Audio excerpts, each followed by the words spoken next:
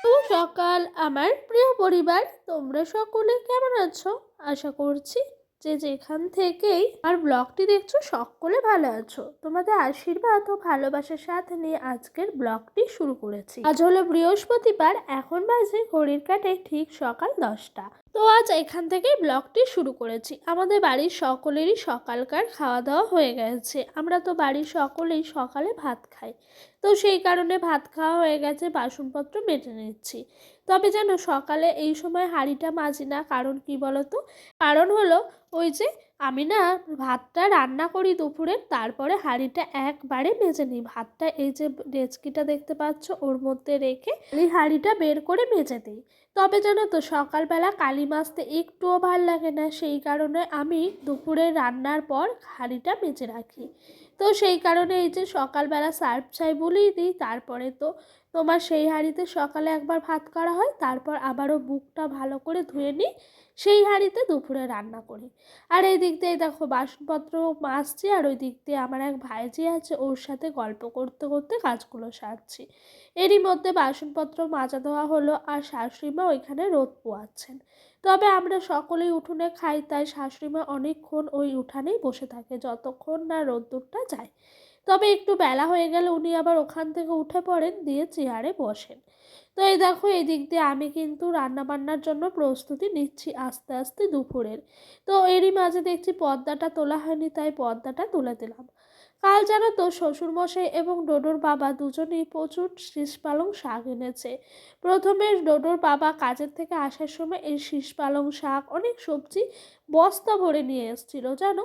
তবে অত সবজি কালকে আর আমি সময় ছিল না বলে হাত দিইনি। তারপর দেখি আমার শ্বশুরমশাই বিকেলে মাঠের কাজে যান।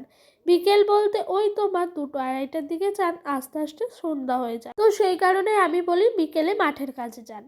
তো উনি আবার দেখছি বিকেলে অনেক সবজি এনেছে, মানে পালং শাকই ছিল, তার সাথে কিছুটা টমেটো আর কিছুটা তো জানো তো 2 বোঝা হয়েছিল। তাই শাশুড়ি মাকে একবার জিজ্ঞাসা করলাম যে এই 2 বোঝা শাক কি করব। উনি বলছে 2 বোঝা শাকই এখানে নিয়ে এসে রাখো, তারপর দেখি কাটা বাছা পড়ার পর যে কতটুকু দাঁড়ায়।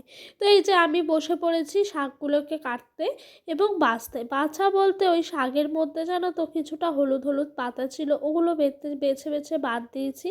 আর যেন আমাদের বাড়িতে সকলে এই শীষ পালং শাক খেতে ভীষণ পছন্দ করে। তবে 2 বোঝা শাকেই একটা লাভ হয়েছে, কেন বলো তো, ওই যে শ্বশুরমশাই যে শাকটি এনেছেন সেটি শুধুই পাতা, আর ডোডোর বাবা যেই শাকটা এনেছে সেই শাকে না শীষ ছিল। তো আমি বলছি বাহ, ভালোই হলো, দুটো মিলিয়ে রান্না করা হবে।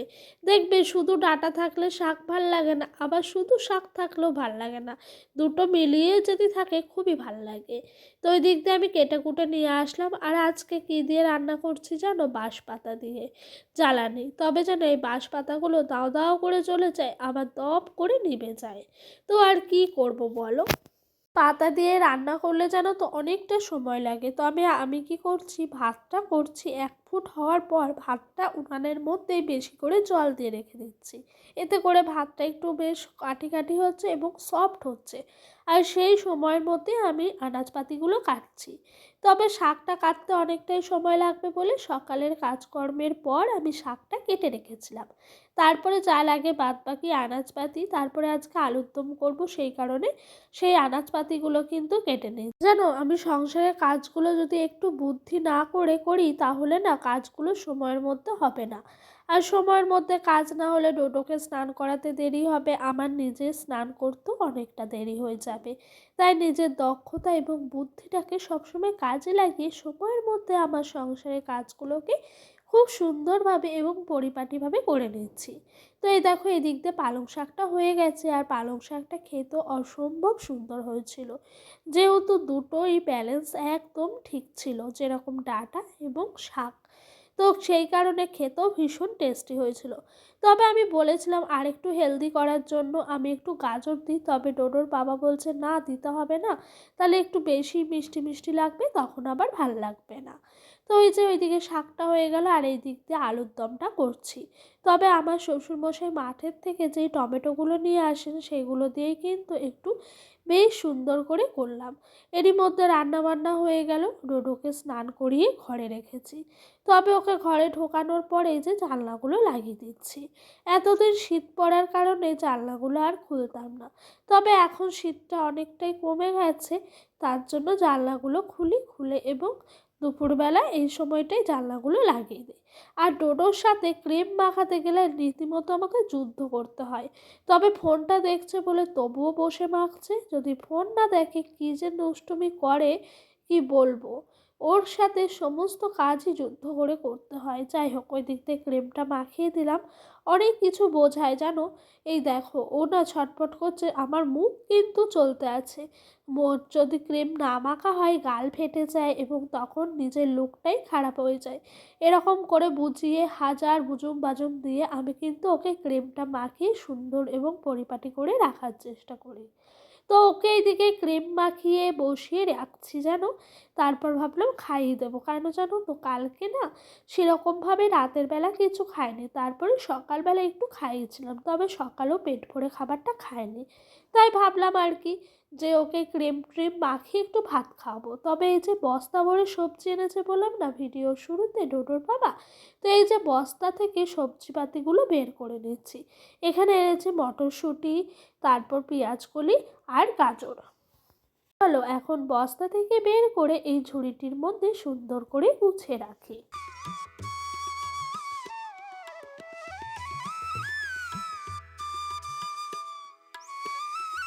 আচ্ছা, 2-3 দিন হলো অসীমা দিদি ভাইয়ের কোনো কমেন্ট পাচ্ছি না। তুমি কি আমার ব্লগটি দেখছো না বা দেখার সময় পাচ্ছ না? অবশ্যই আমাকে বলো কিন্তু, হ্যাঁ। আর যদি তুমি আমার ব্লগটি দেখে থাকো অবশ্যই আমাকে কমেন্ট করো। যদি সময় হাতে কম থাকে একটা লাভ রিয়াক্ট অন্তত দিয়ে যেও, তাহলে বুঝবো আমার এই ব্লগটা দেখেছো। আর হ্যাঁ, আরেকজন মানুষী বনুরও আমি এখন কোনো কমেন্ট পাই না। তোমরা কমেন্ট কেন করো না গো? আমার কি কোনো কমেন্ট বক্স বন্ধ থাকে তার জন্য, বা অন্যান্য কোনো সমস্যা আছে? অবশ্যই আমাকে জানাবে। ওই দেখো, ওই দিক দিয়ে আমি সমস্ত সবজিপাতিগুলো গুছিয়ে রাখলাম। এই দিক দিয়ে আমি কিন্তু চলে এসেছি উনুনটাকে লেপতে। তবে এখন অনেকটা বেলা হয়ে গেছে জানো, এখন বাজে ঘড়ির কাঁটায় পুরোপুরি 3টে। খুবই টেনশান হচ্ছে, তাড়াতাড়ি চান করতে পারলে না আমার ভীষণ ঠান্ডা লেগে যায়। আর সেই দিনটা কাচতে কাচতে কী যে কষ্ট হয় কি বলবো। তাই তাড়াতাড়ি করে কাজগুলো সেরে নেওয়ার চেষ্টা করছি। তবে জানো তো এখন একটাই মিস্টেক হচ্ছে, তাড়াতাড়ি উঠতে পারছি না। তাড়াতাড়ি রাতে ঘুমোলে না তাড়াতাড়ি ওঠা যায়, তবে এখন রাতে ঘুমোতে একটু লেট হচ্ছে, সেই কারণে যেন তাড়াতাড়ি উঠতেও পারি না। যাই হোক, এদিক দিয়ে সুন্দর করে ল্যাপা পোছা করে নিচ্ছি। এরপরই দাদা দুধ দিয়ে যাবেন। হাঁড়িটা ভাবছি এখানে বসিয়ে রাখবো। হাঁড়িটা যদি বসিয়ে রাখা যায় এই তাপে তাপে একটু দুধটা। এটা কি করছেন? একটা লঙ্কা। লঙ্কা নাড়ছেন? হ্যাঁ, বাটবেন? বাটবো। কি দিয়ে? পুঁটি মাছ দিয়ে। কই শুটকি মাছ? ওই যে, ওইগুলো পোড়াবেন না? হ্যাঁ পোড়াবো। আর একটু জোরে দেন জ্বালানিটা। জানো, আমার শ্বশুরমশাইয়ের তরকারিগুলো যদি মনের মতো না লাগে এবং বয়স হয়ে গেছে, ওনাদের রুচি এখন এই আছে ওই নেই, তো ওনার রুচি যখন না থাকে উনি কী করেন জানো তো, এই যে এই তাওয়াটার মধ্যে বসিয়ে লঙ্কাগুলোকে নেড়ে নেয়, তারপরে শুটকি মাছ পুড়িয়ে নেয়, তারপরে ওটাকে বাটা করে, তারপরে উনি এক থালা ভাত খেয়ে নেন। আজকে সকালে উনি ভাত খায়নি জানো, ভাত বেড়ে রেখেছিলাম, বলছে আমার ভাত খেতে ইচ্ছে করছে না। তবে আমি বলেছিলাম আপনার কি কিছু খেতে ইচ্ছা করছে বলেন, আমি করে দেবো। উনি বলছে না আমার খেতে ইচ্ছে করছে না, শীত করছে ভীষণ। তো ওনাকে আর জোর করলাম না, ওনার একটা অভ্যাস আছে শীত পড়লে ভাত খেতে চান না। তো উনি ওইদিকে লঙ্কাগুলো নেড়ে নিচ্ছে, নেড়ে কিন্তু বলছে আমি নিজে একটু বাটা করে খাবো। তো ওইদিকে আমি স্নানে চলে গেলাম। আবার এটাও বলেছেন স্নান করতে অনেকটাই দেরি হয়ে গেছে, করে নাও গা। তো স্নান থেকে এই দেখো চলে এসেছি। আর ডোডোকে ওরই মাঝে একবার খাইয়ে দিয়েছিলাম জানো, না হলে না ও ভীষণ চেঁচাচ্ছিল খিদে পেয়েছে বলে। আর ওকে খাইয়ে দিলে আমি ভীষণ শান্তি পাই জানো, তাই ওকে খাইয়ে দিয়েছি নিশ্চিন্ত। এরই মাঝে দেখো ডোডোর বাবা সাইকেলটা রাখা আছে, তোমরা খেয়াল করেছো? সাইকেলের ওপরে একটা ব্যাগ চাপানো আছে, ও বাড়ি চলে এসছে। ভীষণ ভালো হলো আমার স্নান করে গুছিয়ে গাছিয়ে আসতে নিতে, ওর বাড়ি চলে আসাও হলো। তো ও দেখছি হাত পা ধুয়ে বসে আছে খাবে বলে। তো আমি স্নান থেকে বেরিয়ে কিন্তু এই যে জামা কাপড় মেলার পর আমার এই তুলসী মঞ্চটা স্বপ্নে, সেটাকে ভালো করে ঘষে ঘষে ধুচ্ছি। আর আমি জানো তো প্রত্যেক দিন ঘষে ঘষে ধুই। অনেকেই হয়তো ভাবতে পারো যে আদিক্ষেতা করছি, না গো, আমরা কাঠের জালে রান্না করি, চারিদিক থেকে কালির ধোঁয়া আসে এবং কালিও আসে তার সাথে। আর সাদা জিনিসের মধ্যে না অনেক কালি পড়ে থাকে। এগুলো যদি একটু ভালো করে ঘষাঘষি না করি না, তাহলে এই কালিগুলো থেকে থেকে কিন্তু এই জায়গাটা একদম একেবারে কালো হয়ে যাবে। তো প্রত্যেক দিন সেই কারণে আমি আরও বেশি করে এই কালিগুলোকে ঘষে ঘষে ধুই। ওরই মাঝে আমার হয়ে গেল তুলসী গাছে জল দেওয়া, তারপর নিজেরাও খাওয়া দাওয়া করলাম। খাওয়া দাওয়ার পর একটু কাজ থাকে, সেই কাজগুলো হলো বাসন মাজা, জামা কাপড় তোলা, তারপর সন্ধ্যা দেওয়া, সন্ধ্যা দেওয়ার পর চা করা। পুরো স্টেপ বাই স্টেপ কাজ চলতেই থাকে। তারপরে নিজের জন্য একটু সময় বের করে নিই। আর নিজের জন্য সময় বলতে এই যে ভিডিও এডিট করা, থাম্বনেল রেডি করা, তার সাথে ডোডোকে পড়তে বসানো, ওকে রাতের খাবার খাইয়ে ঘুম পাড়ানো। এই সমস্ত কাজগুলো যে প্রত্যেক দিনের ডেলি রুটিন আমার, জানো। তারই মাঝে এই যে ডোডোর পাপা সরস্বতী পুজোয় এই জামাটা পরে গেছিলো, তো ওর এই জামাটাকে ভালো করে টেনে টেনে ভাঁজ করছি। দেখবা শার্টগুলো কাচার পর যদি একটু টেনে টেনে সুন্দর করে ভাঁজ করো না, তাহলে সেই ভাঁজটা অনেকটা সুন্দর ইস্ত্রির মতো লাগে। তবে আমাদের বাড়িতে আগে ইস্ত্রি ছিল গো, জানো। সেই ইস্ত্রিটা না না করে করে ব্যবহার এখন নষ্ট হয়ে গেছে। আমার শাশুড়ি মা খুব ভালোভাবে ইস্ত্রি করতে পারতেন না, তাই ডোডোর পাপা দিতও না। তবে ডোডোর পাপারও সময় হতো না। তো বিয়ের পর থেকে আমি তো এই বাড়িতে খুব একটা ছিলাম না, তো আমি দু একবার করে দিয়েছিলাম। তবে আমি না থাকার কারণে কিন্তু ইস্ত্রিটা করা হয়নি। তো এই দেখো এদিক দিয়ে ডোডোর পাপার এই জামাটা সুন্দর করে ভাঁজ করছি। এই জামাটা যেন কোনো একবার আমার মাই ডোডোর বাবাকে দিয়েছিল, তোমার কিছু একটা উপলক্ষে।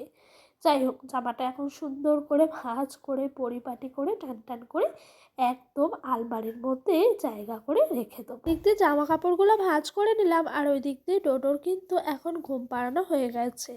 আর এখন বাজে রাত্রি ঘড়ির কাঁটায় ঠিক 11:30। এরই মধ্যে ডোডোর পাপা বাড়ি আসলো। আর ওকে ফোন করে আমি বলেছিলাম বাড়ি আসার সময় জানো তো একটা চানাচুরের প্যাকেট আনতে। তবে 10 টাকা প্যাকেটের এই চানাচুরগুলো খেতে ভীষণ ভাল লাগে, রাতে মুড়ি মাখা। আর তার সাথে কিছুটা পেঁয়াজ কুচি কুচি করে দিয়ে দিচ্ছি, আর কিছুটা লঙ্কা দেবো। হ্যাঁ জানো, আজকে মুড়ি মাখাটা একটু স্পেশাল হবে, কেন জানো তো? কারণ হলো একটা আচার আমি দিয়েছি বাড়িতে, বেশ কিছুদিন হলো সেই আচারটা ছিল, তবে সেটা কিসের আচার সেটা ঠিক বলতে পারলাম না।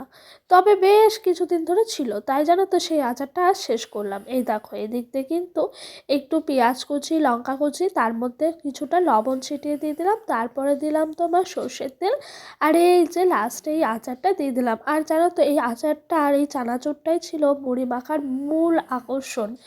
আমার তো কোনো মুড়ি মাখাতে যে কোনো রকমের আচার ভীষণ পছন্দ।